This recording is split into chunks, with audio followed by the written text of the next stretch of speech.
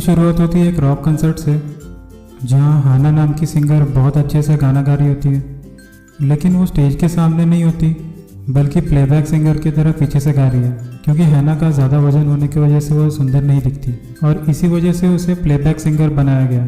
वहीं हैना के गाए हुए गाने पर लोगों के सामने परफॉर्म कर रही होती है एमी, जहां वो सॉन्ग की लिपसिंग करती है। क्योंकि एमी दिखने में काफ़ी खूबसूरत है, इसीलिए उसे स्टेज में रखा गया। और साथ ही हैना इवेंट के डायरेक्टर सैनजुन को बहुत ही ज़्यादा पसंद करती है। वो सैनजुन को इतना ज़्यादा पसंद करती है कि उसके छुए हुए चीज़ों को भी वो जमा करना शुरू कर देती है। रॉक कंसर्ट ख़त्म हो जाने के बाद सैनजुन हैना को अच्छा लगे इसलिए उसे एमी से ज़्यादा इम्पोर्टेंस देता है, पर यह बात एमी को पसंद नहीं आती और वो हैना को सबके सामने बेइज्जत करना चाहती है।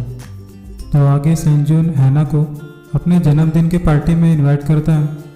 फिर आगे हैना के घर में एक पार्सल आता है जिसमें लाल कलर के ड्रेस के साथ एक खत होता है, ये लिखा हुआ कि इस ड्रेस को पहनकर मेरे पार्टी में आना।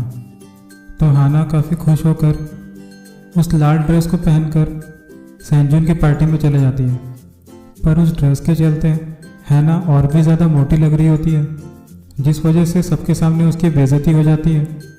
और तभी वहाँ एमी आ जाती है जिसने बिल्कुल वैसा ही लाल कलर का ड्रेस पहना है, जिसमें वो काफ़ी ज़्यादा सुंदर लग रही है।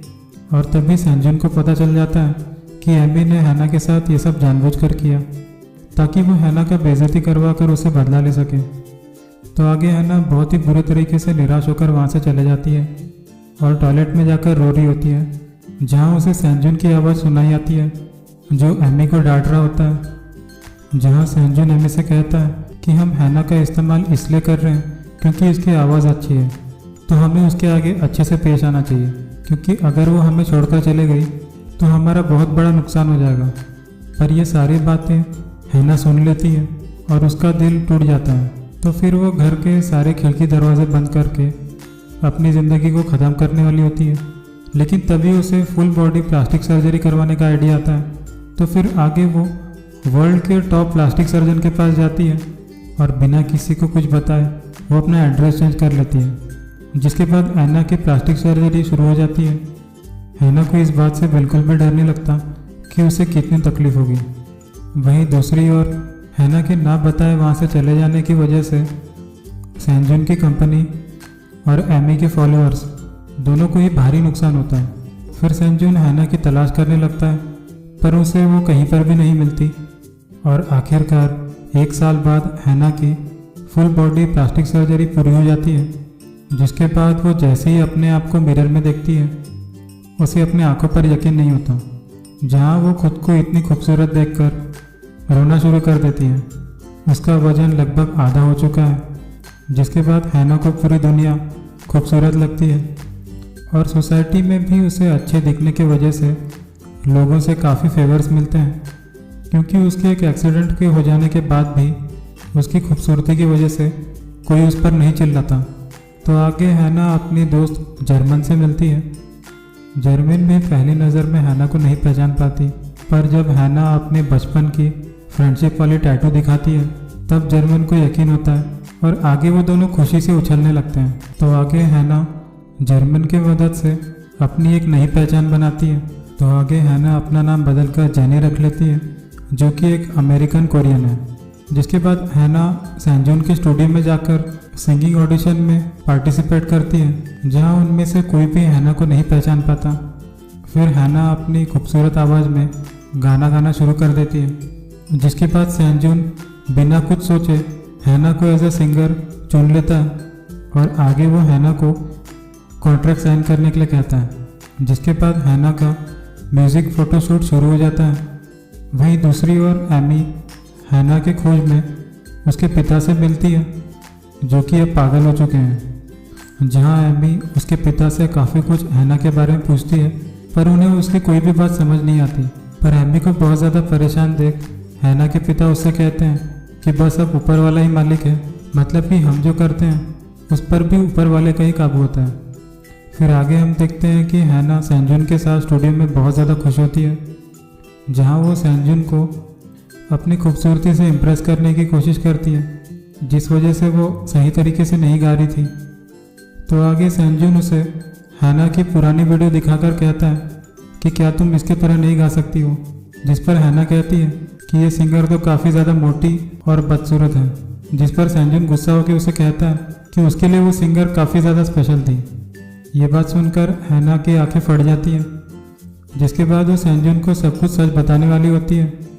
पर जैसे ही उसे पता चलता है कि सैनजुन को प्लास्टिक सर्जरी करवाने वाली लड़कियां पसंद नहीं, तो आगे वो अपना प्लान चेंज कर लेती है और सैनजुन को कुछ भी नहीं बताती।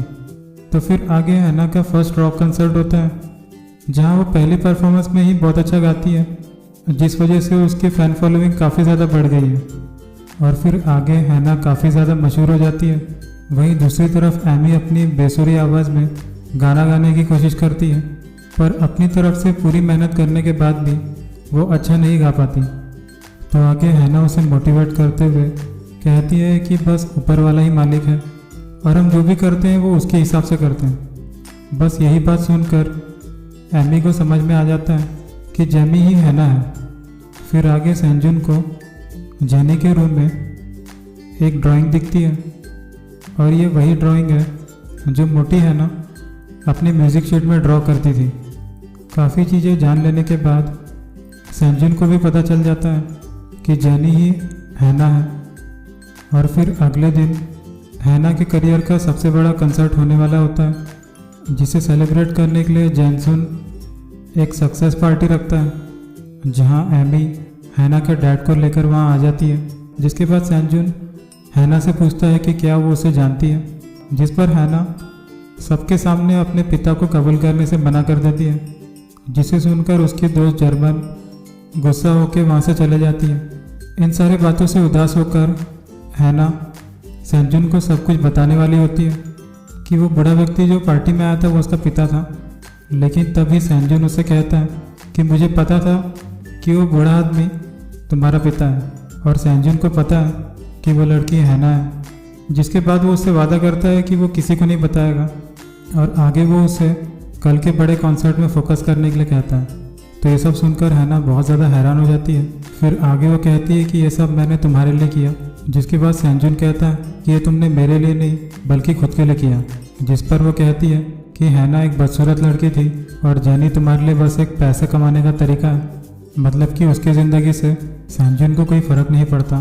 तो आगे वो रोते हुए उस रूम की सारी चीज़ों को तोड़ने लगती है, लेकिन तभी उसके हाथ में कट लग जाता है और उसकी उंगली से खून बहना शुरू हो जाता है। तो सैनजुन एक टिश्यू का यूज़ करके उसका खून पोंछने लगता है। तो हैना उसे कहती है कि ये खून कुछ भी नहीं है, जो खून उसने सैनजुन के लिए बहाया है। आगे वो उसे बताती है कि उसके शरीर का वो हिस्सा भी कटा गया, जिससे उसे काफ़ी दर्द महसूस हुआ, पर सैनजुन को कोई फ़र्क नहीं पड़ता। जिसके बाद वो रोते हुए वहाँ से चले जाती है, जहाँ सैनजुन को भी बुरा लगता है। कॉन्सर्ट से पहले एमी सैनजुन को ब्लैकमेल करती है कि अगर तुमने कॉन्सर्ट को बंद नहीं किया तो मैं हैना का सच पूरी दुनिया को बता दूंगी, जिस पर सैनजुन के पिता कॉन्सर्ट को बंद करने के लिए तैयार हो जाते हैं। पर सैनजुन किसी की भी बात न मानते हुए कॉन्सर्ट को बंद नहीं करना चाहता। तो आगे वो हैना का हाथ पकड़ के उसे अपने साथ ले जाता है। कॉन्सर्ट की शुरुआत होने से पहले हैना अपनी दोस्त जर्मन से मिलती है, जहाँ वो उसे पार्टी के लिए माफ़ी मांगती है, पर उसकी दोस्त उसे माफ़ नहीं करती और आगे वो उसे कह देती है कि अगर ये कॉन्सर्ट पूरा हो जाता है तो उसके बाद हम दोनों दोस्त नहीं रहेंगे। जिसकी बात सुनकर हैना और भी ज़्यादा उदास हो जाती है। फिर आगे जब वो स्टेज में सभी लोगों के सामने आती है जो उसका नाम ज़ोर से चिल्ला रहे होते हैं, तो वो गाना नहीं गा पाती और कंसर्ट में अपने पिता को देखकर वो रोना शुरू कर देती है। तो आगे रोते हुए वो अपने सारे फैंस को अपनी सच्ची कहानी बताना शुरू कर देती है कि उसका असली नाम जेनी नहीं बल्कि हैना है, जो कि एमी की प्लेबैक सिंगर थी और बहुत ज़्यादा मोटी और बदसूरत थी, जिस वजह से उसने फुल बॉडी प्लास्टिक सर्जरी करवाई। पर अब जेनी बनने के बाद वो गाना नहीं गा पा रही है, क्योंकि अब वो पूरी तरीके से अकेले पड़ गई है। उसकी पूरी स्टोरी सुनने के बाद उसके पूरे फैंस रोने लगते हैं, जिसके बाद पूरा क्राउड हैना को इट्स ओके चिल्लाना शुरू कर देते हैं। और तभी सैनजुन हैना की पुरानी परफॉर्मेंस वाली वीडियो शुरू कर देता है, जहां हैना की दोस्त उस गाने को प्लेबैक सिंगिंग करती है।